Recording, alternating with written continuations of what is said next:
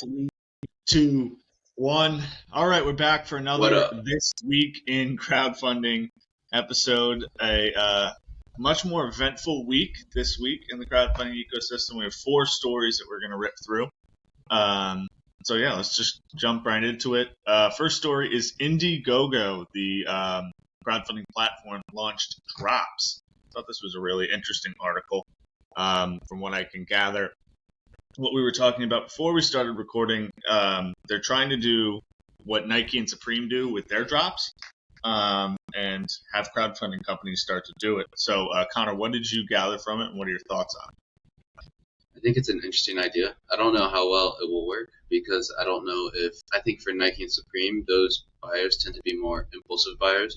And with crowdfunding, you don't want investors to be as impulsive, but I think it will continue to attract and draw more attention and traffic to the sites, to the startups. So, the more eyeballs you get to see these startups, to see the deals, the bigger the market will grow, the more traction the market will gain. And so in the end, I think it's a great idea, and I think try it and see what happens. What do you think? Yeah, I tend to agree with you on that. Kind of reminds me to the reaction we had to Start Engine Private a few weeks back. Not necessarily great for the crowdfunding industry, like not necessarily a win for crowdfunding, but any attention that goes to these sites is going to be good. More eyeballs are good. Kind of like the any press is good press type thing. And so yeah, I don't necessarily know. I can't really speak to the success of drops. I actually don't really know much about the industry, but pretty cool ideas. Not something I would have come up with, but I think Indiegogo is going to do a good job with it. They've actually been seeing some pretty good growth from what I know. I do think it's going to be interesting because the drops are going to be there's going to be a big emphasis on the perks, right? So when the drop happens, it's going to be a limited edition special. So the perks are going to be way more exclusive or way better than what they would have been. So I think this will give us good insight on how much perks actually matter to the investor when they're investing in startups.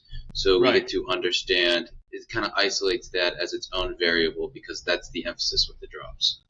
Yeah, and I think it'll allow Indiegogo to learn a lot about their users and their investors. What type of investors on Indiegogo, and that's only going to help the type of companies when they're trying to pick the crowdfunding platform that they're going to be on. If Indiegogo is ready. Agree. Moving on, our next story. I have them all on my phone today. I didn't print any of them out. Japanese regulators plan to double crowdfunding investment cap for retail investors. A pretty exciting story out of Japan. Connor, you were just in Japan, so maybe I'll let you give the first thoughts on this. Well, first of all, Japan has really good yakitori, which is chicken on a stick. So I just want to put that out there. But I think that's really exciting. Obviously, more attention, more growth, more opportunity for now investors in Japan to invest in crowdfunding. Also, Japan is on the come up. Pretty sure Warren Buffett just had a meeting in March in Japan with the Bank of Japan, and he's looking to make a bunch of investments in Japan. And if he's looking to make investments in Japan, that's because he's seen something or he's seen a lot of promise going forward because he's a long-term thinker. So I think Japan's going to be a very big market. It's not going to have an immediate impact, I don't think, but it's going to have a very big impact over the course of the next 5 to 10 years. Yeah, and there's been considerable startup momentum in Japan. Over the last 5 or so years, they have this. I'm just reading through the article. They have this 5-year startup development plan that they announced in November 22.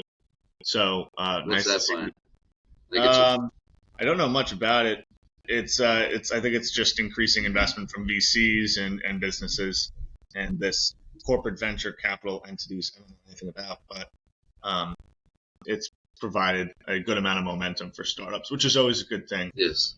You think of Japan, the first thing that comes to my mind is the video game industry, right?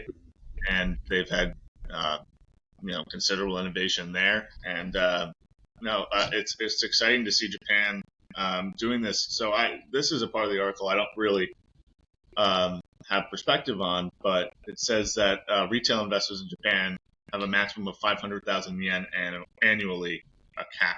So you were just over there. What's that in US dollars?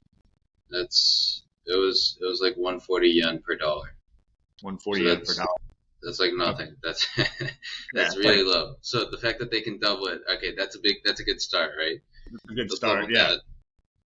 So Um, yeah, it sounds like then, if you're at 140 yen per dollar and now it's a million yen, it'll be a little bit closer to what the United States maximum is. So that's great. Excited to see what Japan comes up with and see the startups that come out of Japan. Obviously, just talked about Warren Buffett, and it seems like they're putting an emphasis on venture capital, which is always a good thing for the equity crowdfunding industry. Moving on to our third story, the role of crowdfunding in small business growth. This has been an interesting kind of, let's call it, trend that I've seen in articles. We've talked a lot about how direct-to-consumer businesses have really benefited from crowdfunding. That's no mystery, but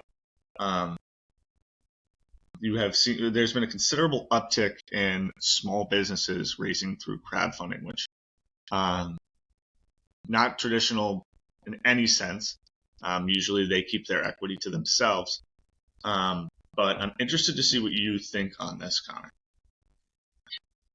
I didn't even put that together until I read the article that with rates increasing, a lot of small businesses can't afford getting a loan from banks. So if they can go the crowdfunding route, they're going to do that to raise capital. So that's an impact from the rate hikes that I never thought about, but is going to affect a lot more companies, a lot more startups, a lot more small startups than most people think. And I think that's only going to increase the amount of startups that are then going to go the crowdfunding route, whether it's through debt or through equity, because there's the debt crowdfunding aspect too that they can go.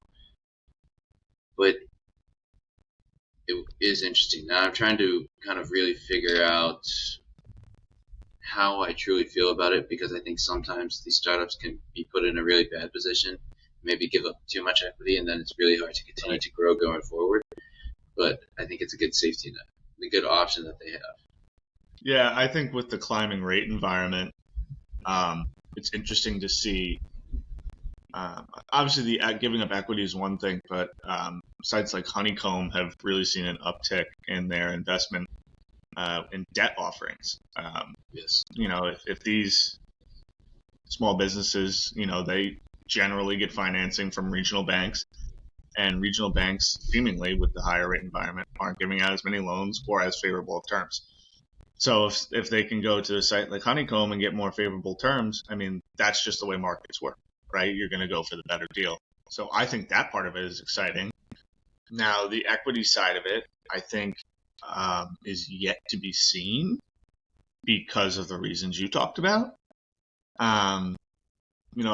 It's interesting. I've been seeing a growing trend, and I may just be late on this.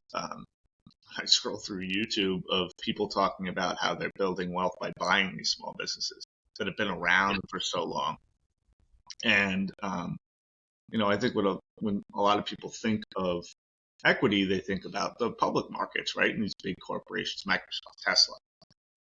But there's a lot of these small businesses are so lucrative that I think the securitization of their equity is going to be beneficial for retail investors, because it becomes another vehicle to not only invest in something that's a part of your community and give back to your community and make sure the businesses in your town stay around, but to be able to diversify in that way and own other businesses while you have stock and equities. You have bonds, equities, and maybe this is a part of crowdfunding a thing that crowdfunding needed, by adding just another diversifiable asset to your portfolio. I think that utility of crowdfunding is going to become more and more prevalent going forward. And we haven't seen a situation like this in a while, because rates have been so low for so long. But now we know rates are going to stay higher for longer. So Right. a lot of these startups are feeling it now. This is year one. Imagine what it's going to be like year 5, right? So it's a good option. I think talking about buying businesses, I think we should buy a laundromat. I heard laundromat's a great business to buy. car Right? The washes is cash the flow other is one people amazing. talk about, right? Like you buy a couple car washes. No, I mean, I think small businesses are such an important part of our economy, and if we can help them stay around, obviously, you know, you don't want bad actors and you don't want predatory deal terms or whatever, but anything to help these small businesses stay around is going to be a good thing. We saw how important they were and also how fragile the market is in small business during COVID. So I think that this is great. Obviously, you know, it's a deal by deal basis as it relates to, is this good for the business or is this not? But I think as a broad uh, overarching theme, I think it's going to be a good thing. Yeah, I think anytime you can increase the amount of options that the business owner has, it's always beneficial for the business owner. 100%. That's, you know, that's the way efficient markets work, right? Yep. Give them options. Hopefully they pick the best one. Should we talk Tesla now? Yep. Last one, Tesla. Brendan, how do you feel about the Tesla earning report? So I am a noted Tesla investor and a noted long Tesla investor, as in I'm going to hold that stock for a long time. I am not super worried. I think I might be in the minority on that one. My favorite quote of all time, and it's a TikTok that comes up on people's feeds, but it's my favorite quote. It's from Kevin O'Leary, Mr. Wonderful, and he's like, I didn't understand how valuable Tesla was until my son told me they're not a car company, they're a data company. And so anything that relates to cars, in my mind, is I almost react to just a little less. Like, I don't look at Tesla the way I look at Ford. I don't look at Tesla the way I look at, you know, any other car, GM, right? Right. Tesla has such another aspect to their business that these companies don't have, that makes me feel safer in my investment. Not to mention that Elon Musk is the greatest entrepreneur of our generation. If I were to bet on somebody, it would be him. And so yes, you know, I think Cybertrucks, he cut back a little bit on the hype of Cybertrucks, and you know, the revenue wasn't what they wanted it to be. And but if you listen to the earnings call, I mean, no one in management really sounded that concerned. In my mind, it's you know, I think it's easy to look at short-term trends and overreact. I don't want to say people are overreacting because I could be wrong. Yeah, but look, I think every, you know, and another thing this will be my last thing before I pass it to you. Another thing I've been hearing is that people are concerned because they're cutting down on the price of the car, and that's almost pricing out people that bought it at a higher price. So my reaction to that is the only way Tesla's going to be a grand company or like one of the biggest companies in the world is if they are a common man's car, right? Yes. Like, Yep. yeah, I mean, luxury vehicles are fantastic, but that was never Elon Musk's dream. Elon Musk's dream was to make EV accessible for everyone. And yeah, maybe we're pricing people out that bought it higher, if that's even a thing. But I am still of the belief that in the long term, Tesla can become the common man's EV, and that they're a data company, and that their data is superior to literally anybody else in the industry as it relates to full self-driving. So in the long term, my perspective hasn't changed. So, a couple things. First, if you look, like a bunch of the big headlines was operating margin fell to 7.6%, right? And in Q4 22, it was 16%. A lot of that though comes from the price cuts. But if you're looking at it from just a financial statement perspective, where you're just looking at the numbers and then calculating the DCF going forward so you can figure out the value of the company, you're completely missing what Elon Musk is doing. And what he's doing is he's losing on the short-term profits in order for long-term massive gains by capturing the market share now and pricing out the competition so the competition can't enter to these self-driving cars because it's going to be way too expensive to compete at the price Elon Musk has already set in place. So now they can't compete. Elon Musk is continuing to get cars out, so he's continuing to collect more and more data. These companies can't make their own self-driving cars, so they're going to have to say, hey, Elon, can we license the data you have to put it in our cars? That way we can have self-driving cars. Elon says, yeah, sure. But now he controls basically what he can charge for those companies, and then he can increase the licensing fees whenever he wants. So he's constantly going to be in control. He's going to get the data that then he gives to the other competitors so that they can use their self-driving cars. But in the end, Tesla's going to be the car company controlling self-driving, which is going to be, I mean, I think it's already the next big thing, like realistically. Yeah. Next 5 years, everyone's probably going to have self-driving cars because from what I've seen, from what I've heard, everyone loves it. It's pretty safe. And yeah, I think that's a financial statement aspect where people are just looking to react negative because they're like, the profits are down. Well, obviously the profits are going to be down when you're cutting the price of the car that much. But I also think people want to see Elon Musk fail. I truly do. It seems like every article, people want him to fail. And, you know, in basketball, there's a saying, never bet against Jordan. Well, in business, there's a saying, never bet against Elon. Because Elon's going to find a way to do it, and he's going to succeed. So why do you want to bet against him? Yeah, and I mean, I couldn't have said anything better myself. And then just to add to that, I think what you're seeing with a lot of the market commentary is the difference between these shorter-term investors and these longer-term investors. And that's not like, that's just the way it is. I mean, you know, people that I think Jim Cramer said once, like, don't listen to the people that aren't playing the same game as you.